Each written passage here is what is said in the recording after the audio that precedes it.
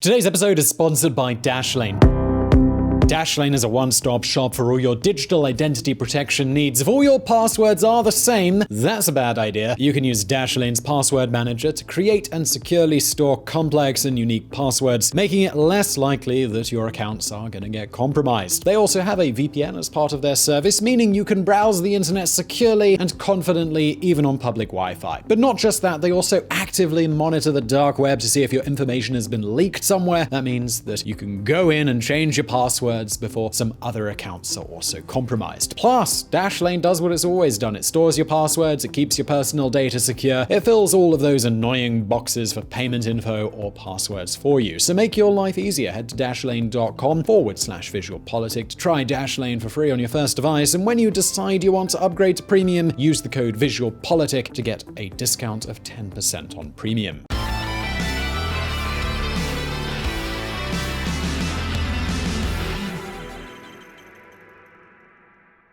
What a mess the Chinese have left us in.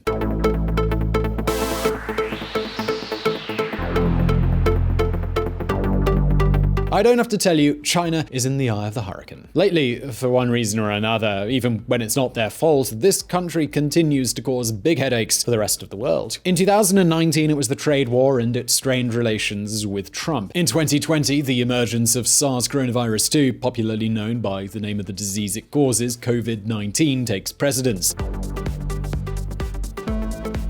And it's hardly surprising. Up until the time of making this video, this virus has already infected more than 400,000 people in 196 countries. As evidence of just how serious this issue is, for the first time, many countries are closing their borders and bringing down the shutters completely.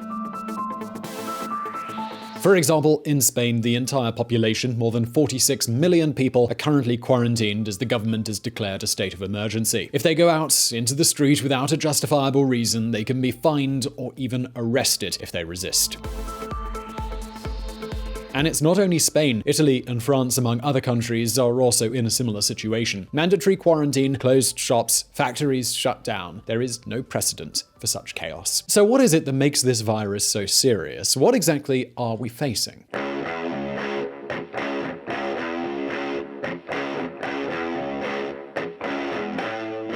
Well, you see, SARS coronavirus 2 is a new coronavirus that was first detected in the Chinese city of Wuhan, and it is not the first, second, nor third, but the 7th human coronavirus that has been known about to date. And the truth is that coronaviruses are not all that new. In fact, it is precisely some of these 7 known coronavirus strains that are the cause of the common cold. In general, there are viruses that can generate diseases with very mild symptoms. However, there is a small group of them which are not so benign. For example, Middle East Respiratory Syndrome, or MERS, has a lethality rate of 34%. Severe Acute Respiratory Syndrome, or SARS, reaches a fatality rate of about 9%. And now there is this new one, SARS coronavirus 2. Its lethality is yet to be calculated, but it's believed that it may be greater than 3%.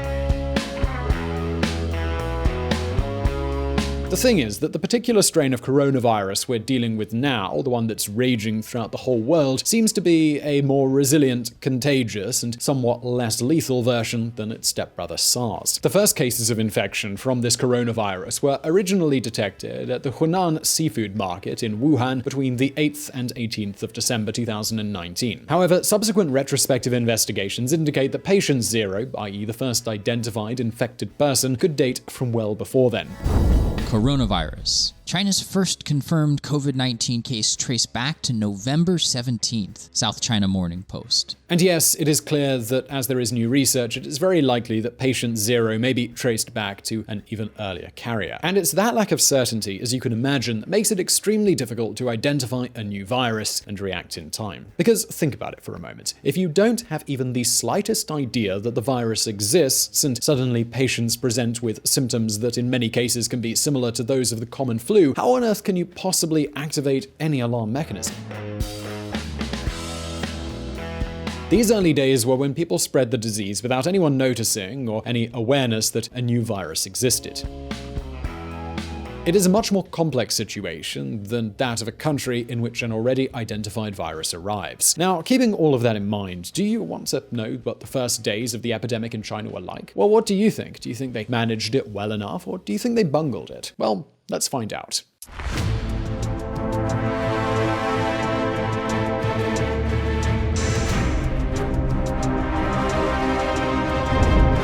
beginning of chaos. From mid-December 2019, in the Chinese city of Wuhan, many people began arriving at hospitals with unidentified pneumonia. The doctors, as they carried out more and more tests, couldn't understand why so many people had suddenly developed severe respiratory conditions. There was no explanation because they were simply not infected by any known viruses, and the tests that they ran trying to make sense of those symptoms always came back negative. Until finally, at the end of December, and after many tests, a new pathogen was identified, then called novel coronavirus 2019.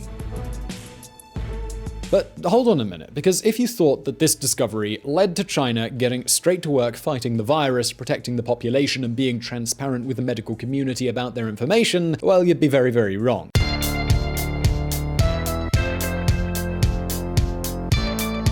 In fact, it was quite the opposite. At first, the Chinese authorities tried to maintain an absolute media silence on the emergence of the new coronavirus. So much so that several days after China had managed to identify with lab tests that what they were experiencing was the onset of an entire epidemic caused by this new virus, hospitals and medical teams still had no idea what was going on. Take, for example, the case of Dr. Li Wenliang. This doctor wrote to his colleagues on December 30th, 2019 through WeChat, the Chinese WhatsApp, telling them that 7 patients with pneumonia of unknown origin, very similar to those produced by the SARS coronavirus, had arrived at his hospital. And there it is. SARS is an old acquaintance in China. From 2002, and for more than 2 years, that strain of coronavirus caused an epidemic that affected more than 24 countries. That's why Dr. Li probably thought he was looking at a new outbreak. However, as we now know, the reality was very different. What Dr. Li probably never imagined was that he was at the beginning of the worst health crisis in the modern world.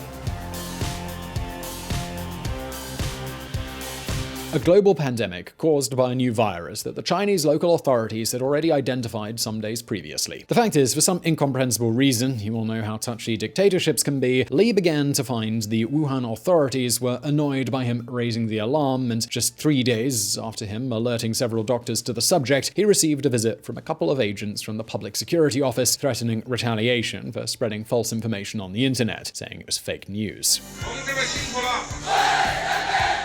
They even made him sign a letter where he came to acknowledge his alleged misdeeds. Unfortunately, Dr. Li became infected with coronavirus, and on February the 7th, he died in a Chinese hospital. The fact is that as the days passed, the number of cases grew, and China still did not say anything. In other words, the first reaction of authorities was simply to hide the truth and look the other way in the hope that the storm would blow over. But of course, hiding the truth does not stop the spread of the virus.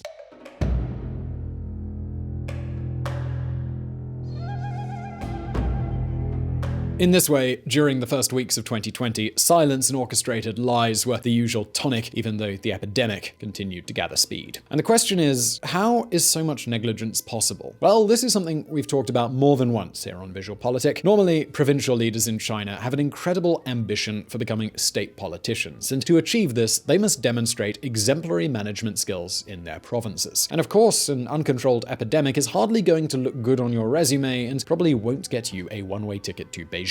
In other words, the very political careers of municipal and regional leaders were at risk. Perhaps that's why the provincial authorities in Hubei and the city of Wuhan desperately tried to cover everything up. They lied to try and control the situation for themselves without the central government getting directly involved. This was so much so that on the 16th of January, these authorities made it clear that everything was under control and no infections had been recorded since the 3rd of that same month, and that there were only 41 confirmed cases without evidence of any human-to-human infection. Of course, that was all a lie. Now, the question is, why was this such a terrible, devastating mistake that determined what was to come next? Well, you see, the fact is that asymptomatic infected people, or those with very mild symptoms, were the key to the initial growth of the epidemic. As the medical journal Science unknowingly explains, without having the remotest suspicion, these infected but asymptomatic people spreading the disease expanded its range and multiplied the contagion. Substantial undocumented infection facilitates the rapid dissemination of novel coronavirus. Science. In this way, in just a few days in Wuhan and Hubei, things got completely out of hand and the health authorities had no choice but to tell the truth. Just 3 days after they said that everything was under control, infections had multiplied almost fivefold. A chaos had begun that would take weeks, months to control. Finally, on January the 20th, China accepted that the virus is transmitted via human contact. That's when the battle to stop it spreading really started. Just 3 days later, the city of Wuhan was already under strict quarantine, something that was soon expanded to the entire province of Hubei, a province of about 60 million inhabitants. And that is how the real hell began for the inhabitants of Hubei, a hell caused by a virus that had spent 3 weeks roaming freely around with no control because of the secrecy and opacity of the Chinese political class.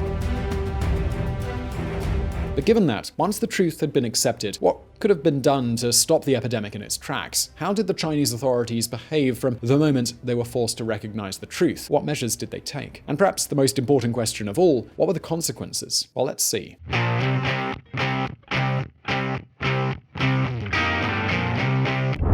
The Great Battle.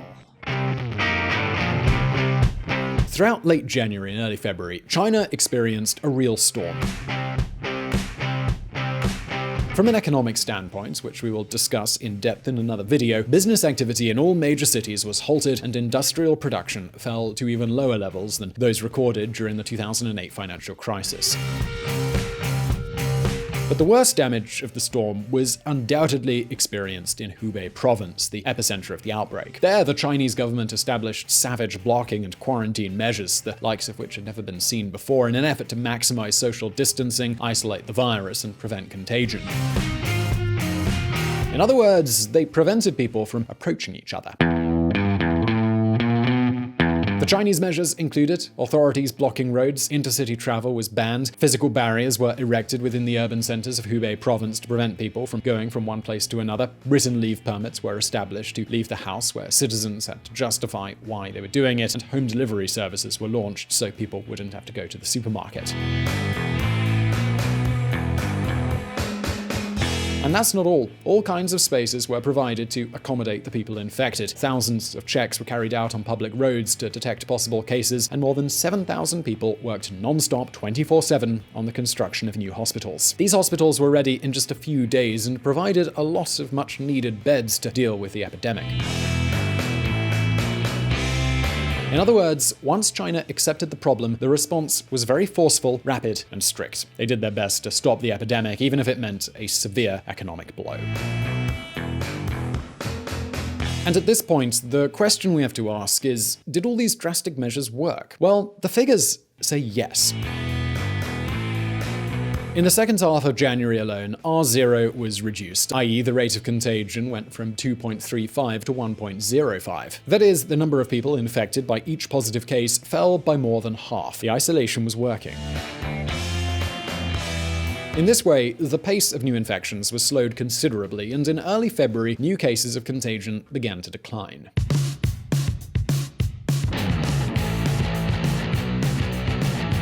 But right now, many of you are probably wondering what would have been the scenario if such radical measures had not been taken. Several epidemiological models have estimated that 40% of China's population, some 500 million people, would have been infected. Now hold on a minute, because that hardly means they won. True, millions of infections were prevented, and the epidemic was brought under control, but those same studies show that if China had acted 3 weeks earlier rather than hide from reality, the number of infected could have been greatly reduced to less than 5% of those numbers that actually happened. And of course, the consequences for the rest of the world would probably have been very different as well. The spread of the virus around the world would not have occurred, or would have been minimal. So can we say that China handled things correctly? Can we talk about success? Well, yes and no, it depends. On the one hand, they committed enormous negligence by hiding the disease and not acting for such a long time period. That is something that simply cannot be overlooked. But on the other hand, it is true that the radical quarantine measures they took slowed down the epidemic dramatically, to the point that by March the 24th, China had reported only 78 new cases, of which, get this, 74 had been imported from abroad. Yeah, That's right, only 4 local cases in a country that had previously reported more than 5,000 local cases in one day. And seeing these facts from around the world, well, that certainly sounds like a success. But remember, China's own radical response was the consequence of China's own negligence. Negligence that is currently spreading chaos and claiming thousands of victims across the planet. But now it's your turn. What do you think? Do you think China deserves praise for its handling of the crisis? Or on the contrary, do you think the Chinese authorities are responsible for what has happened? And let's give it another twist. Do you think that the response of the Beijing authorities would be feasible in a democratic country? Would similar behavior have similar consequences? Well, leave your answers in the comments below as well as in the survey. And I really hope you enjoyed this video. Please do hit like if you did, and don't forget to subscribe for brand new videos. Also, please do check out our friends at the Reconsider Media podcast. They provided the vocals in this episode that were not mine. And as always, thank you for watching. If you want to learn more about politics and world affairs and hear some more of my lovely voice, come check out the Reconsider podcast, where we don't do the thinking for you. Find Reconsider at www.reconsidermedia.com or on Apple or Google Play or your favorite podcatcher.